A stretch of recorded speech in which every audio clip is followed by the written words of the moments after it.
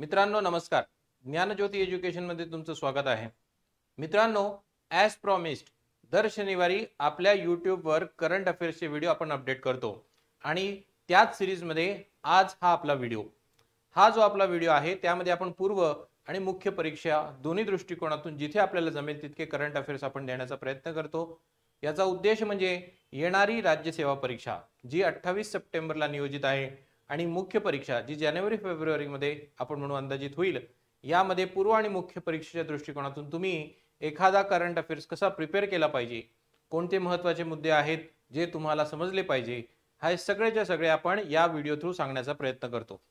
आणि त्या सिरीज मध्ये आज जो आपला व्हिडिओ आहे तो म्हणजे GS1 किंवा सामान्य अध्ययन 1, ज्यामध्ये भूगोल, इतिहास, समाजशास्त्र या 3 विषयांचा समावेश आहे. त्यामध्येच GS1 च्या संदर्भामध्ये आजचा आपला टॉपिक. आणि आजचा जो आपला टॉपिक आहे तो आहे आर्कटिक रिजन किंवा आर्कटिक प्रदेश आहे, जो उत्तर ध्रुवीय क्षेत्र आहे त्याच्या संदर्भामध्ये हा टॉपिक आहे. करंट अफेअर्स किंवा चर्चेमध्ये का आहे? कारण या प्रदेशामध्ये भारताचा भरपूर इंटरेस्ट आहे. भारतासाठी आर्कटिक प्रदेश एक महत्त्वाचा आपण म्हणू एरिया आहे. आणि तो एरिया का महत्त्वाचा आहे त्याचं थोडक्यात आपल्याला आकलन समजलं पाहिजे. मग हा टॉपिक मी का घेतोय तर तुम्हाला लक्षात आलं पाहिजे की MPSC ने जो सिलेबस बदललेला आहे 2025 मध्ये मुख्य परीक्षेचा, त्याच्यामध्ये आता 4 सामान्य अध्ययनाचे पेपर आहेत, 1, 2, 3, 4. त्यामध्ये GS1 किंवा सामान्य अध्ययन पेपर क्रमांक 1, त्याच्यामध्ये भूगोल आणि भूगोलाशी एक पॉइंट म्हणजे महत्त्वाच्या भौगोलिक वैशिष्ट्ये, जलाशय आणि हिमनग या पॉइंटशी मला संबंध जोडता येईल या विषयाचा. आणि म्हणून त्या दृष्टिकोनातून आपण हा टॉपिक आज घेणार आहोत. आर्कटिक बद्दल संपूर्ण माहिती मिळेल. रादर दॅन एनालिसिस एक आपण म्हणू माहितीपूर्ण हा व्हिडिओ आहे. या माहितीचा तुम्ही व्हिडिओ थ्रू परत काय करून घ्यायचा आहे, व्हिडिओ बघून परत त्याची एक माहिती संपूर्ण लिहून घ्यायची आहे. आणि जर तुम्हाला ही PPT PDF स्वरूपात पाहिजे असेल तर तुम्ही डिस्क्रिप्शन बॉक्समध्ये जो नंबर आहे त्याला तुम्ही व्हॉट्सअप करा, तुम्हाला ही PDF मिळून जाईल. पण या व्हिडिओ थ्रू तुम्हाला संपूर्ण माहिती येईल. PDF बरोबर जर तुम्ही शॉर्ट नोट सुद्धा काढून घेतले तेही उपयुक्त पडतील, म्हणजे तुमच्याकडे मी सांगितलेली माहिती संक्षिप्त मध्ये असेल आणि त्याला रिवाइज करण्यासाठी तुम्हाला मदत होईल. माझ्या या व्हिडिओमध्ये जिथे जिथे UPSC किंवा आपण म्हणू MPSC चे जे पण मला प्रिव्हियस इयर क्वेश्चन्सचे बिट्स किंवा माहिती टाकता आली मी टाकलेली आहे आणि ती तुम्हाला या व्हिडिओ थ्रू एका पूर्ण माहितीच्या स्वरूपामध्ये मिळून जाईल. तर सुरू करूया. ठीक आहे.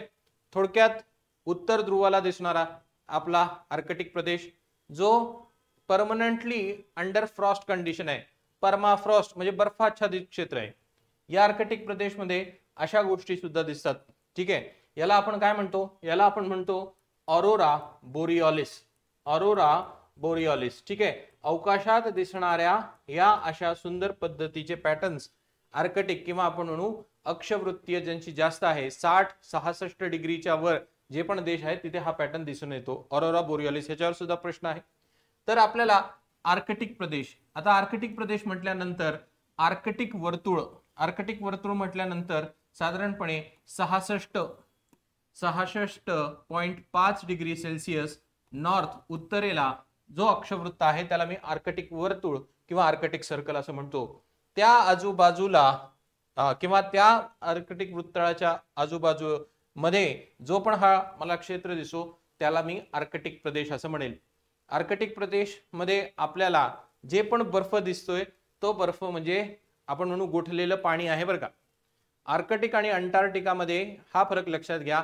आर्कटिक पूर्णपणे पाणी आहे पण गोठलेल्या स्वरूपामध्ये, आणि अंटार्क्टिका जो दक्षिणेतला ध्रुव आहे तो जमीन आहे आणि त्याच्यावर बर्फ साठलेला आहे. हे दोन मूळ फरक तुम्हाला माहित पाहिजे. त्याच्यानंतर सर्वात महत्वाचं म्हणजे जेव्हा मी या आर्कटिक सर्कलच्या आजूबाजूला म्हणतो आर्कटिक प्रदेश, तर ह्याचं भौगोलिक स्थान म्हणजे काय? उत्तर ध्रुवाभोवती मला दिसून येतं. साधारणपणे 66 डिग्री आणि 34 मिनिट उत्तर अक्षांश या अवतीभोवती मला दिसणारा हा प्रदेश म्हणजे आर्कटिक प्रदेश. याच्यामध्ये कोणकोणते देशांचा समावेश येतो? 8 देश आहे. पुढच्या स्लाइड मध्ये परत ते 8 देश आपल्याला पाठ करायचे आहेत, पण इथे सांगून देतो. Norway, Sweden, Finland, Russia, America, Canada, Greenland किंवा डेन्मार्क आणि आइसलँड यांचा समावेश आपल्याला दिसून येतो.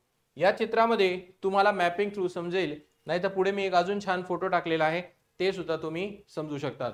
ठीक आहे. प्रमुख वैशिष्ट्य म्हणजे वृक्षहीन आहे हा टुंड्रा प्रदेश. वृक्षहीन असल्यामुळे याला मी वाळवंटी प्रदेश सुद्धा म्हणू शकतो बरं का. वाळवंट म्हटल्यानंतर हा आपल्याला म्हणता येईल साधारणपणे ध्रुवावर सापडणारा वाळवंट, कोल्ड डेझर्ट असं मला त्याला म्हणता येईल. कायमस्वरूपी गोठलेली जमीन आहे म्हणून त्याला परमाफ्रोस्ट असं म्हणतात. आणि हिवाळ्यात समुद्रीही बर्फ होऊन जातो, कारण आर्कटिकचे दोन भाग येतात. एक आपण म्हणू थोडक्यात एक घन स्वरूपात सॉलिड भाग येतो आणि थोडासा समुद्राचा भाग सुद्धा येतो, जो आपण म्हणू उन्हाळ्यामध्ये थोडासा आपल्याला पाण्याच्या स्वरूपात दिसून येईल. तर अशा पद्धतीने ह्याचे वैशिष्ट्य आपल्याला सांगता येतील. त्याच्यानंतर आपण जर पुढे गेलं तर हा जो आर्कटिक शब्द आहे हा सप्तऋषी किंवा त्याला उर्सा मेजर उर्सा मायनर असं जे आपण म्हणतो त्यावरून आलेला आहे. ग्रीक शब्द आर्कटिकोस या शब्दापासून आर्कटिक शब्दाची उत्पत्ती झालेली आहे. सप्तऋषी किंवा त्याला उर्सा मेजर आणि उर्सा मायनर या तारखांच्या समूहाला जोडून या शब्दाची काहीतरी उत्पत्ती आपल्याला झालेली दिसून येते. पण फक्त एवढं माहित पाहिजे की संधी किंवा याचा आपण जर शब्द एक मूळ शब्द पाहिला तर आर्कटिकोस हा शब्दापासून आर्कटिक आपल्याला दिसून येतो. त्याच्यानंतर सर्वात महत्वाचं म्हणजे जेव्हा आपण व्याख्या या आर्कटिक शब्दाचा प्रयत्न करतो तर भूगोलशास्त्रीय व्याख्या म्हणजे आर्कटिक वर्तुळाच्या वरील भाग. आर्कटिक वर्तुळाचा वरील भाग म्हणजे साधारणपणे तुम्ही 66.5 डिग्री नॉर्थ. ठीक आहे. इथून जर तुम्ही सूर्य पाहिला तर सूर्य 6 महिन्याचा दिवस आणि 6 महिन्याची रात्र आपल्याला दिसून येते. सूर्याची भस्मण हालचाल ही जी संकल्पना आहे UPSC आणि MPSCच्या परीक्षेमध्ये 7 ते 8 वेळेस मागच्या 10 वर्षात विचारली, म्हणजे रिपिटेटिव्ह क्वेश्चन आहे. तीच संकल्पना वेगवेगळ्या पद्धतीने विचारली जाते आणि त्याच्यासाठी तुम्ही लक्षात ठेवू शकतात 66.5 डिग्री अक्षवृत्ताच्या पलीकडे, म्हणजे आपण ह्याच्या पुढे जर गेलो अजून 90 डिग्री पर्यंत तर दिवस आणि रात्र आपल्याला 6 महिन्याची साधारणपणे दिसून येते. ठीक आहे. पर्यावरणीय व्याख्या म्हटली तर जुलै महिन्यामध्ये सरासरी तापमान 10 डिग्री सेल्सिअस पेक्षा कमी असलेला प्रदेश आणि जिथे झाडांना मर्यादा येते किंवा स्नो लाईनमुळे अतिशय कमी वृक्ष आपल्याला दिसून येतात त्यालाच आपण आर्कटिक प्रदेश असं म्हणू. दोन्ही व्याख्या आहे, जिओग्राफिकल भौगोलिक आणि पर्यावरणीय किंवा एन्व्हायरमेंटल व्याख्या आपल्याला दिसून येते. त्याच्यानंतर आपण जर पाहिलं तर जेव्हा आपण आर्कटिक प्रदेशाचं हवामान बघतो तेव्हा या हवामानाला आपण कसं व्याख्यात करू शकतो. अतिशय थंड हवामान आहे, -40 डिग्री सेल्सिअस किंवा त्याच्यापेक्षा कमी आहे. त्याच्यानंतर उष्णत किंवा आपण त्याला म्हणू जवळजवळ समर तिथे नाहीच आहे. पर्जन्य कमी आहे. कमी पर्जन्य म्हणजे 50 सेंटीमीटर पेक्षा दरवर्षी पर्जन्य हे काय आहेत आपल्याला कमी दिसून येतं. झाला तर पाऊस पडणार आहे का नाही, हिमवर्षाव पडणार आहे. ठीक आहे. स्नोफॉल तिथे होईल.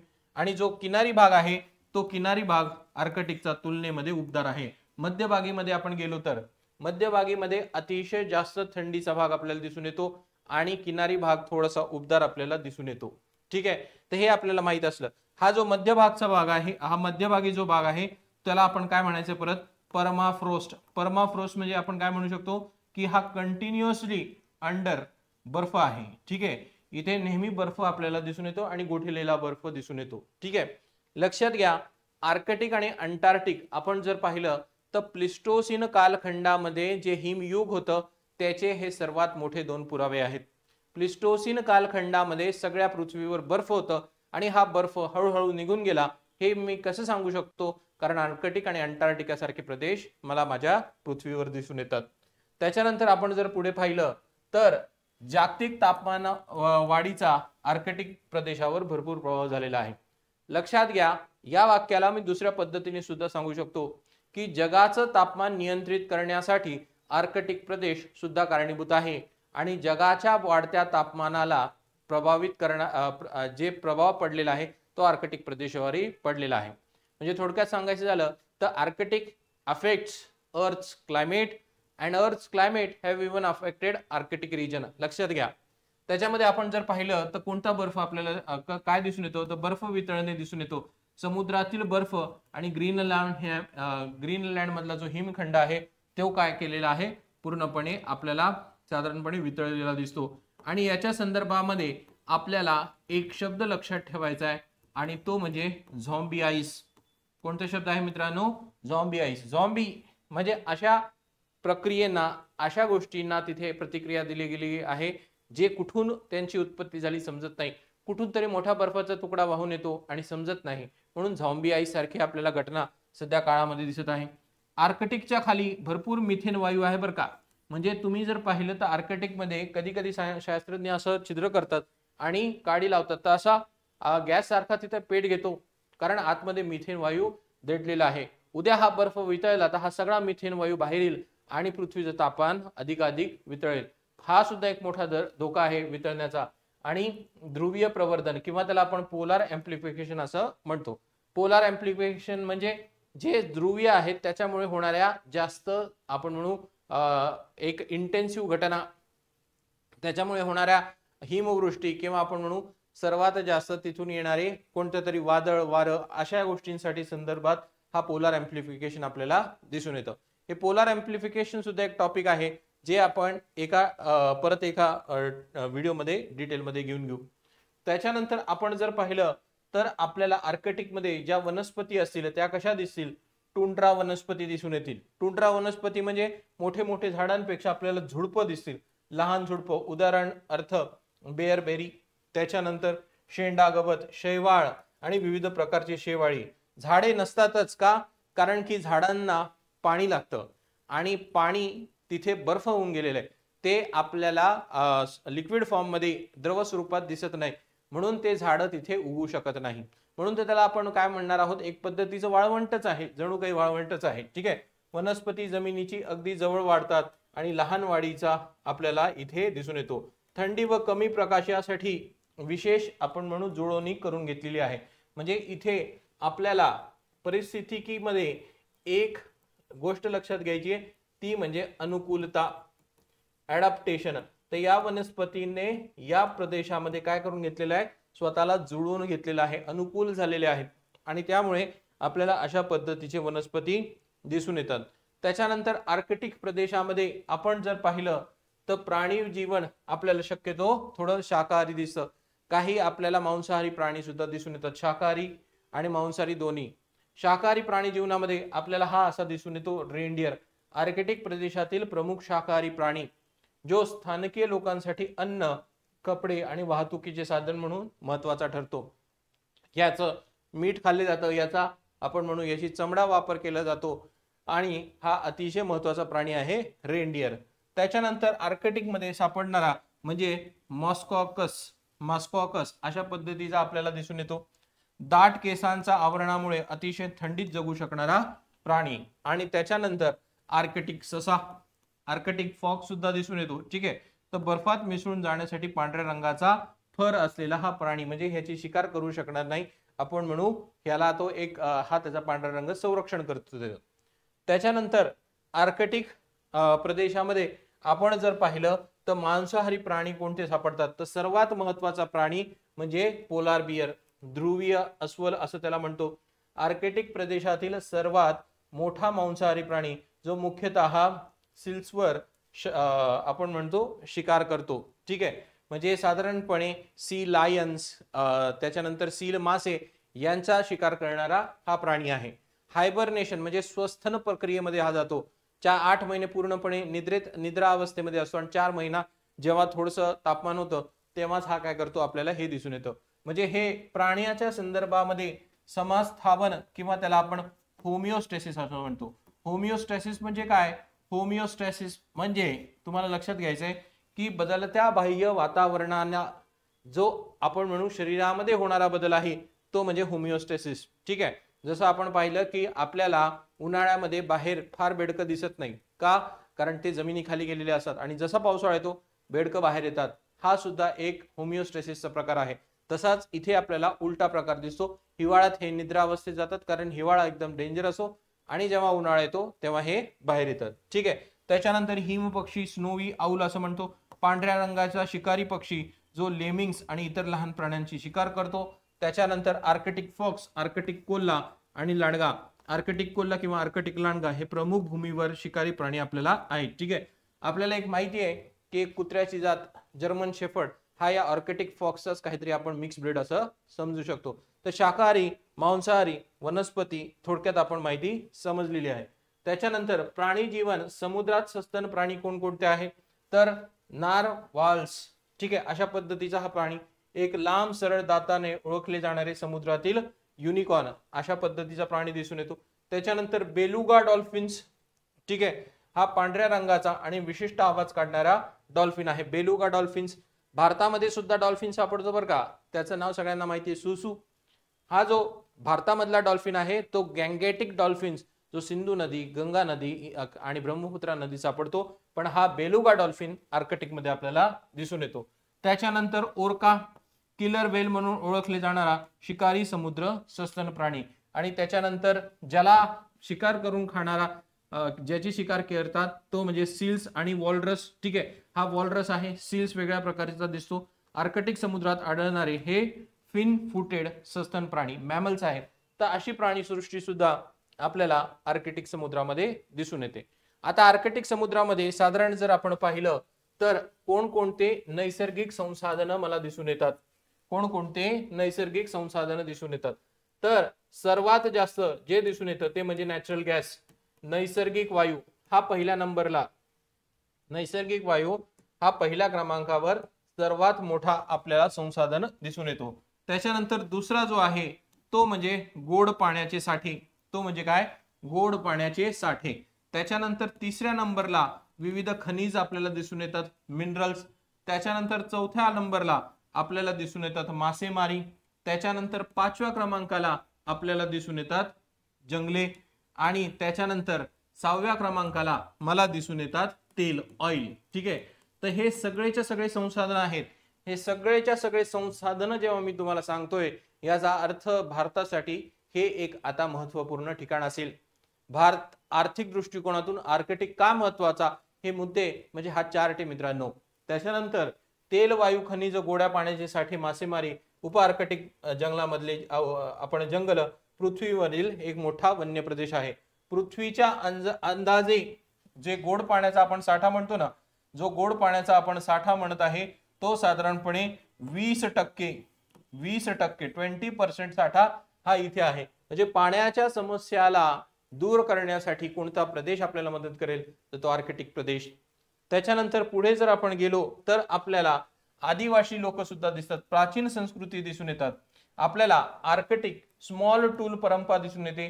प्राचीन आर्कटिक मध्ये संस्कृती जी लहान दगडी हत्यारांसाठी प्रसिद्धी होती, म्हणजे प्राचीन भारतापासून प्राचीन काळ इतिहासा या प्रदेशाला आहे। त्याच्यानंतर डॉर्सेट, पूर्व आपण म्हणू इन्युइट संस्कृती जी कॅनडा आणि ग्रीनलँड मध्ये विकसित झालेली आहे। त्याच्यानंतर थुले म्हणजे आधुनिक युनिट्सने पूर्वज ज्यांच्या सुमारे 1300 इसवी सन पूर्वे मध्ये डॉर्सेट लोकांना सुद्धा विस्थापित केलेले आहे। तर Thule, Dorset, Arctic small tool परंपरा हे आर्कटिकचं काय दाखवून येतं, एक प्राचीन काळ किंवा प्राचीन इतिहास आहे आपल्याला दिसून येतं। त्याच्यानंतर आपण जर पाहिलं तर आदिवासी लोक सध्याचे कोणकोणते समाज आहे, तर इन्युइट्स दिसून येतात, कॅनडा, अलास्का, ग्रीनलँड मध्ये राहणारे आर्कटिक आदिवासी लोक। त्याच्यानंतर सामी, त्याला आपण म्हणू स्कॅन्डिनेव्हियन देशांमध्ये म्हणजे नॉर्वे, स्वीडन, फिनलँड मध्ये राहणारे आदिवासी लोक सामी। त्याच्यानंतर नेनेत्स, चुकची आणि इवेंक्स रशियन आर्कटिक मध्ये राहणारे आदिवासी समुदाय, आणि युपिक म्हणजे अलास्का आणि रशियाच्या काही भागामध्ये राहणारे आदिवासी लोक। तर असे आदिवासी स्थानिक समुदाय सुद्धा आर्कटिक मध्ये दिसून येतो। या लोकांना जर आपण पाहिलं तर तिथल्या पद्धतीने ते अनुकूल झालेले आहेत। आपल्याला जेवढी सहनशक्ती नाही तेवढी सहनशक्ती यांची थंडीची असेल, यालाच आपण ॲडॅप्टेशन किंवा अनुकूलता असं म्हणून घेतो। त्याच्यानंतर आर्कटिक मध्ये आपण जर पाहिलं तर आदिवासी जीवनशैली कशी आहे, कठीण हवामानाशी जुळून घेणारे हे अत्यंत थंड हवामानात जगण्यासाठी विकसित झालेली ही जीवनशैली। सांस्कृतिक महत्व आहे, आजही राजकीय आणि सांस्कृतिक दृष्टिकोनातून महत्वाचा समुदाय आहे। त्यांच्या पद्धतीचं संस्कृती तिथे चालते, त्यांच्या पद्धतीचं प्रशासन चालतं, आणि पारंपरिक शिकार आणि मासेमारीवर जगण्याचा हा त्यांचा आपल्याला एक जीवनशैली दिसून येते। त्याला आपण सघन पद्धतीने किंवा सबसिस्टन्स लेवलवर आपण ते राहतात असं समजू शकतो। आणि तिथले स्थानिक, कारण हे कठीण आणि अतिशय आपण म्हणू शीत प्रदेशामध्ये राहणारी ही लोक आपल्याला माहित पाहिजे। त्याच्यानंतर या आर्कटिक प्रदेशाचं संरक्षण करण्यासाठी UPSC ला ज्या संघटनेबद्दल विचारलं होतं त्या संघटनेचं नाव आहे आर्कटिक काउन्सिल। किंवा त्याला आपण काय म्हणू शकतो, आर्कटिक परिषद असं मराठीमध्ये अनुवाद करू शकतो. ही जी आर्कटिक काउन्सिल आहे, ही आर्कटिक काउन्सिल मध्ये 8 सदस्य देश आहे. किती आहे? 8 सदस्य देश. 8 सदस्य देश म्हणजे कोणकोणते बघा, Alaska, United states of America आहे, त्याचा एक राज्य आहे अलास्का. त्याच्यानंतर रशिया हा झाला 2 नंबरला. त्याच्यानंतर फिनलँड हा झाला 3 नंबरला. त्याच्यानंतर स्वीडन हा झाला 4 नंबरला. त्याच्यानंतर नॉर्वे हा झाला 5 नंबरला. त्याच्यानंतर ग्रीनलँड किंवा डेन्मार्क हा झाला 6 नंबरला. त्याच्यानंतर कॅनडा हा झाला 7 नंबरला आणि इथे आइसलँड हा झाला 8 नंबरला. असे 8 देश आर्कटिक काउन्सिलचे सदस्य. 6 आदिवासी संघटना या काउन्सिलमध्ये आहे आणि 1996 ला स्थापना झालेल्या या आर्कटिक काउन्सिल बद्दल आपल्याला माहित पाहिजे. कदाचित आपल्याला आर्कटिक काउन्सिल मध्ये कोणकोणते देश आहे किंवा कोणकोणते देश नाही असं विचारले जाऊ शकतं आणि त्यामुळे मित्रांनो तुम्ही या पद्धतीने आपला मॅप लक्षात ठेवा. त्याच्यानंतर पुढे जाऊया की आर्कटिक काउन्सिलचे उद्देश काय आहे. तर पर्यावरणीय संरक्षण करणे, आर्कटिक पर्यावरणाचं संरक्षण करतो. सस्टेनेबल डेव्हलपमेंट, शाश्वत विकास, जी आपण पाहिली होती की 1987 सालापासून अवर कॉमन फ्युचर ब्रंटलँड समितीने दिलेला जी संकल्पना आहे शाश्वत विकास, हा सुद्धा त्यांचा एक ध्येय आहे. आर्कटिक प्रदेशाचा शाश्वत विकास आणि सुनिश्चित करणे. त्याच्यानंतर आदिवासी हक्क, आर्कटिक आदिवासींच्या हक्कांचं संरक्षण केले जातं आणि आर्कटिक काउन्सिल सीमारेषा विवादांमध्ये भाग घेत नाही. त्यांचे मुख्य फोकस पर्यावरण संरक्षण आणि शाश्वत विकासावर आहे. लक्षात घ्या, आता हे जे सांगितलं याच्यामध्ये बाउंड्री डिस्प्यूट किंवा सीमेच्या बद्दल काही घेतलं जाईल का? नाही. त्यांचा उद्देश फक्त आणि फक्त पर्यावरणाच्या संदर्भामध्ये आहे. हे लॉजिक लक्षात ठेवायचं. पुढे जाऊन ह्याच्या संदर्भामध्ये आपल्याला जर सीमा काही वाद असेल तर तो आर्कटिक काउन्सिल मध्ये सोडवला जाईल का? नाही, त्याला दुसऱ्या पद्धतीने सोडवलं जाईल. एवढं आपल्याला एक लॉजिक लागलं पाहिजे. ठीक आहे. त्याच्यानंतर पुढे जाऊया. आपण जर पाहिलं तर आर्कटिक प्रदेशामध्ये कोणकोणते आव्हानं दिसून येतात. तर सार्वभौमत्व विवाद, आर्कटिक प्रदेशातील संसाधनावर आणि सीमारेषांवर विविध देशांचा आपल्याला विवाद दिसून येतो. रशिया न्यूक्लिअर आईस ब्रेकर नावाची जहाज चालवते. अमेरिका म्हणतो आमचा आहे, सगळं जग म्हणतं नाही सगळ्यांचा आहे, तो कॉमन आहे. असे हे वाद आपल्याला दिसून येतात. पर्यावरण संरक्षण, याला वाद चाललेले आहेत पण ह्या आर्कटिक अतिशय संवेदनशील क्षेत्र आहे. वाढत्या तापमानामुळे याचं बर्फ पटापट वितळतो आहे आणि बर्फ वितळल्यामुळे पाण्याची जी लेवल आहे, सी लेवल ही वाढणार आहे आणि जर 5 सेंटीमीटर 15 सेंटीमीटर जरी पाणी वाढून गेलं तर भारताच्या सीमा रेषावर राहणारे 40 कोटी लोक हे धोक्यामध्ये येणार आहे आणि म्हणून आर्कटिकचं संरक्षण करणं हा आपला एक इंटरेस्ट असला पाहिजे. वाढत्या मानवी हस्तक्षेपामुळे नाजूक आर्कटिक पर्यावरणावर संरक्षण करण्याचं आव्हान आहे. पर्यटन आणि जहाज वाहतूक नियमन कसं करायचं, जसं मी तुम्हाला सांगितलं रशियाचं जहाज जिथे जात आहे त्या वाहतुकीचं नियमन कसं करण्याचं हे आपल्याला एक आव्हान झालंय. आणि संसाधन शोधणे, आर्कटिक संसाधनाचा शाश्वत वापराचं नियम करणे हा सुद्धा एक महत्वाचा आपल्याला इथे एक आव्हान दिसून येतो. त्याच्यानंतर आपण जर पुढे पाहिलं तर आर्कटिक मध्ये जे जहाज वाहतूक आहे ना त्याच्यासाठी जी नियमावली चालू जाते, म्हणजे हे अशा पद्धतीचे जहाज जात असतात. हे कशाच्या आंतरराष्ट्रीय समुद्र संघटना इंटरनॅशनल मॅरिटाईम ऑर्गनायझेशन किंवा पोलार कोडच्या अंतर्गत केलं जातं. त्याच्यानंतर ह्याचा उद्देश काय आहे, आर्कटिक समुद्रामध्ये सुरक्षित जहाज वाहतूक होणे हा त्याचा उद्देश आहे. प्रमुख नियम म्हणजे जहाजांची बांधणी, सुरक्षा उपकरण आणि पर्यावरणाचं संरक्षण आणि अंमलबजावणी 2017 पासून अंमलात आलेली आहे. तर इंटरनॅशनल मॅरिटाईम ऑर्गनायझेशन सुद्धा आपल्याला माहित पाहिजे. बघा, आपण हा प्रदेश शिकत असताना आंतरराष्ट्रीय संस्था सुद्धा समजतोय, त्या आपल्याला अचानक आठवत नाही का, त्याची संकल्पना नसते. अशा आपल्या इश्यूज थ्रू आपल्याला त्यांचा उद्देश, त्यांची संकल्पना समजायला लागतं आणि ते तुम्हाला लक्षात असलं पाहिजे. त्याच्यानंतर आर्कटिक प्रदेशाचे महत्व भारतासाठी काय, अतिशय महत्वाचा पॉइंट, कारण की या पॉइंटवर UPSC ने मुख्य परीक्षेला विचारलेला आहे, म्हणून मी म्हणतो 5 स्टार टाकतो इथे. 5 स्टार टाकल्यामुळे तुम्हाला लक्षात येईल. तर हवामान संबंध, आर्कटिक जो आहे पृथ्वीवरील अत्यंत थंड आणि संवेदनशील भाग आहे. आर्कटिक मधील बदलांचा थेट परिणाम भारताच्या हवामानावर होतो. एक्झॅक्टली भारताच्या हवामानावर होण्यापेक्षा आपण म्हणू जे ग्रहीय वारे आहेत, ज्यामध्ये भारतामध्ये सुद्धा एक महत्वाचा त्यांचा सहभाग येतो, यांच्यावर आपल्याला झालेला दिसून येतो. आर्कटिक मध्ये काही बदल होतील तर ग्रहीय वाऱ्यांची रचना, ग्रहीय वाऱ्यांचं वहन आणि भारतामध्ये आपण म्हणू हवामान किंवा हंगामी ऋतूवर सुद्धा डायरेक्टली परिणाम दिसून येणार आहे. त्याच्यानंतर ऊर्जा सुरक्षा, व्यापार, ऊर्जा सुरक्षा आणि संशोधनाच्या दृष्टिकोनातून हा जो एरिया आहे हा महत्वाचा आहे. वैज्ञानिक संशोधन, आपल्याला माहित नाही आर्कटिक मध्ये कोणत्या वनस्पती आहे, कोणते प्राणी आहे जे आपल्याला अतिशय महत्वाचे ठरू शकतील. पूर्ण पृथ्वीवर जी जीवसृष्टी आहे त्या जीवसृष्टीचा फक्त 8% भाग आपल्याला माहिती आहे आणि आर्कटिक तर आपल्याला खूप एक्सप्लोर करायचं आहे आणि त्यामुळे हवामान बदल समजून घेण्यासाठी आर्कटिक लवर संशोधन महत्वाचे आहे. त्यामुळे वैज्ञानिक संशोधन वेगवेगळ्या प्रकारचं आर्कटिकवर व्हायला, आर्कटिकचं आपल्याला संरक्षण करणं गरजेचं आहे. तुम्ही जर पाहिलं तर इथे तुम्हाला हा बर्फाचा तुकडा दिसत आहे आणि हा बर्फाचा तुकडा कुठून वाहून आला आपल्याला माहित नाही. म्हणून व्हिडिओमध्ये मी तुम्हाला सांगितलं होतं की याच बर्फाच्या तुकड्याला जो कुठून आला हे आपल्याला समजत नाही, त्याला आपण झॉम्बी आईस असं म्हणतो. त्याच्यामध्ये आपण जर पाहिलं तर आर्कटिक व हवामान बदलाच्या भारतावर होणारा परिणाम काय? आर्कटिक हा तापमान वाढीसाठी महत्वाचा ठरून येतो. पृथ्वीच्या सरासरीपेक्षा 4 पटीने तापमान आर्कटिकचं वाढत चाललेलं आहे, त्यामुळे हा अतिशय संवेदनशील आहे. मनसून प्रभाव, यामुळे भारताचा मनसून अस्थिर होतो. पर्जन्य बदलल्यामुळे शेती आणि जलस्रोत धोक्यात येतात, हे आपल्याला समजणं गरजेचं आहे. आणि प्रादेशिक प्रभाव जर आपण पाहिला तर मध्य आर्कटिक मध्ये कमी बर्फ, पश्चिम व दख्खन भारतामध्ये कमी पाऊस, उत्तर भारतात जास्त पाऊस, हे सुद्धा आपल्याला दिसून येतं. म्हणजे आर्कटिकचा प्रभाव हा भारताच्या पर्जन्यावर दिसून येतो. परत हा पॉइंट लिहितो, वाचतो मी. उदाहरण, मध्य आर्कटिक मध्ये कमी जर बर्फ झाला तर पश्चिम व दख्खन भारतामध्ये कमी पाऊस होतो आणि उत्तर भारतामध्ये जास्त पाऊस येतो. म्हणजे रिलेशन दिसून येते. मध्य आर्कटिक मध्ये बर्फाचा संबंध हा भारताच्या पर्जन्याशी लागून येतो मित्रांनो. त्यामुळे आपल्याला या प्रदेशाची काळजी घेणं एक महत्वाचं ठरेल.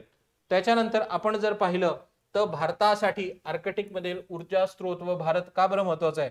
बघा, भारत आपण जर पाहिलं तर साखलेन नावाच्या आर्कटिक प्रदेशामध्ये, म्हणजे जर तुम्ही हा रशियाचा भाग आणि हा जर तुम्ही असा पाहिला कामचटका पेनिन्सुला किंवा कामचटका द्वीपकल्पीय, इथे आपल्याला साखलेन नावाचं एक आपण म्हणू जिथे फ्यूल सापडतात, इंधन सापडतात, जिथे OVL ONGC विदेश लिमिटेड यांचा तिथे निवेश झालेला आहे, इन्व्हेस्टमेंट झालेला आहे, तिथे आपण जर पाहिला तर आपल्याला दिसून येतं. ठीक आहे, आपण जर पाहिलं तर आर्कटिक मध्ये सर्वात जास्त न सापडलेला वायू आहे. ठीक आहे, म्हणजे यामध्ये नॅचरल गॅसचं पोटेन्शियल आहे, यामध्ये तेल किंवा आपण म्हणू त्याला पेट्रोल डिझेल ह्याचा आहे आणि सर्वात म्हणजे इतर सोर्सेस किंवा इतर ऊर्जा स्रोत आपल्याला दिसून येतात. ठीक आहे, आर्कटिक मध्ये 13% न सापडलेले तेल साठे दिसून येतात, 30% न सापडलेले नैसर्गिक वायूचे साठे आपल्याला माहित आहे आणि भारताच्या ऊर्जा सुरक्षिततेसाठी महत्वपूर्ण असे 2 आपल्याला सोर्सेस दिसून येतात. रशिया सोबत सौदी साखलेन आणि वान कोर्नफट किंवा हे त्याचं वॅन कोर्नफेट प्रकल्प, रशिया सध्या भारताचा सर्वात मोठा तेल पुरवठाकार आपल्याला दिसून येतो. आणि त्यामुळे तुम्ही जर पाहिलं तर आर्कटिक मध्ये जर आपण परत या चित्रावर गेलो,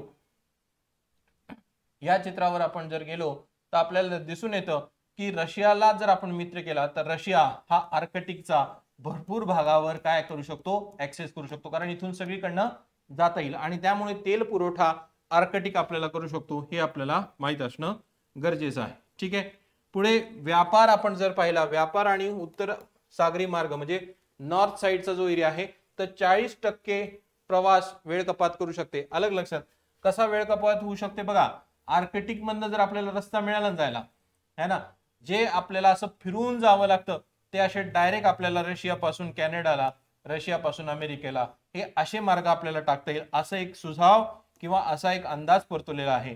आणि त्यामुळे आपल्याला काय म्हणता येईल की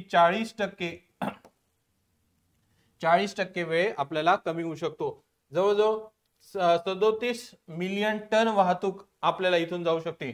पारंपरिक मार्गाच्या तुलनेमध्ये जो नॉर्थ साइडचा प्रवास आहे तो वेळ आपल्याला कमी देऊ शकतो. त्या मार्गाला NSR वाहतूक असं आपल्याला म्हटलेलं आहे. ठीक आहे, NSR किंवा बर्फ वितळल्याने नॉर्दर्न सी रूट तयार होऊ शकतो आणि यामुळे युरोप, एशिया यामधील प्रवास किंवा वेळ खर्च कमी होऊ शकतो. पारंपरिक दृष्टिकोनातून आपण पाहिला तर हा चोक पॉइंट सुद्धा होऊ शकतो. सुएझ कॅनल सारखा चोक पॉइंट, म्हणजे ह्याची अडवणूक जर कोणी केली तर हे आंतरराष्ट्रीय प्रवास काय करू शकतील, थांबवू शकतील. अशा पद्धतीचा हा महत्वाचा भाग आहे, आपल्याला लक्षात आलं पाहिजे. त्याच्यानंतर आपण जर पुढे पाहिलं तर आर्कटिक मध्ये अजून काय खनिज सापडतात, तर दुर्मिळ पृथ्वी धातू किंवा रेअर अर्थ मेटल सापडतात. हे कशासाठी आपल्याला लागतात, मोबाईल, लॅपटॉप किंवा टेक्नॉलॉजी बनवण्यासाठी हे रेअर अर्थ सापडतात. जगामध्ये सर्वात जास्त रेअर अर्थ कुठे सापडतात, तर सर्वात जास्त चायनामध्ये सापडतात. आणि आपण पाहिलं की चायना इलेक्ट्रॉनिक्सच्या ह्याच्यासाठी किती अग्रेसर आहे. त्याच्यानंतर ग्रीनलँड मधील साठे आहेत दुर्मिळ धातूचे. आणि भारताचं मिशन आहे की national mission on critical mineral mission, यासाठी या दोघांची साथ असणं गरजेचं आहे.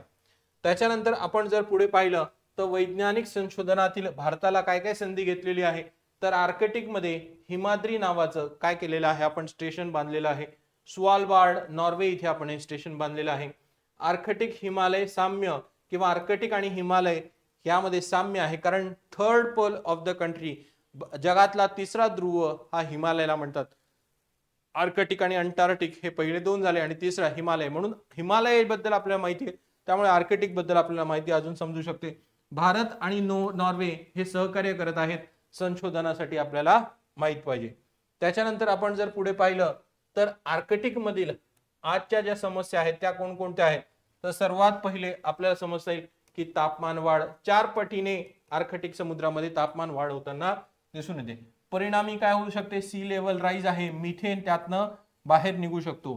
त्याच्यानंतर भू राजकीय संघर्ष आहे, जिओ पॉलिटिकल टेन्शन, प्रत्येक देश याची मालकी हक्क दाखवण्याचा प्रयत्न करतोय. संसाधन शोधण्यासाठी सुद्धा प्रत्येक देश इथे धडपड करत आहे, हे आपल्याला माहित असणं गरजेचं आहे.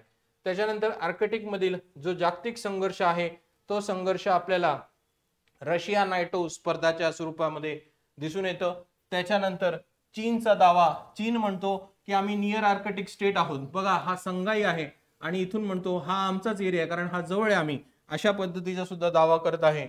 सहकार्याला धक्का मिळत आहे. आर्कटिक काउन्सिल हे जे आहेत हे सहकार्य करू देत नाहीये आर्कटिक काउन्सिल, आता आपण पाहिलं.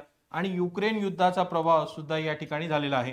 युक्रेन युद्धामुळे संशोधन आणि माहिती आदान प्रदान थांबलेले आहे. त्यामुळे आर्कटिक समुद्रामध्ये, आर्कटिक प्रदेशामध्ये आपल्याला या संघर्षाला, जागतिक संघर्षामुळे परिणाम दिसून येतो. भारताचं काय योगदान असू शकतं या आर्कटिक प्रदेशामध्ये, भारत काय करू शकतो, संशोधन वाढवू शकतो, कारण भारताला सुद्धा खनिज संपत्ती पाहिजे, काहीतरी त्याला तिथे गुपित मिळू शकतं, जैवविविधता आहे. त्याच्यानंतर हरित तंत्रज्ञान, ग्रीन टेक्नॉलॉजी कशी वर्क करता येईल याच्या संदर्भामध्ये काही समजू शकतो.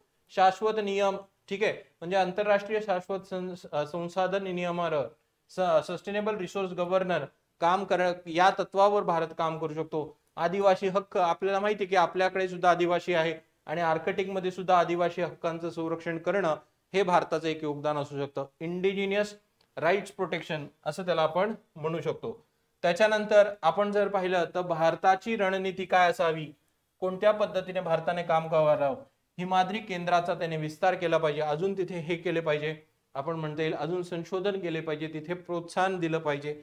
त्याच्यानंतर टिकाऊ मानके, आर्कटिक विशेष टिकाऊ मानके, आर्कटिक सस्टेनेबल स्टँडर्ड्स दिले पाहिजे की कशा पद्धतीने या देशाचं, या प्रदेशाचं संरक्षण करता येईल.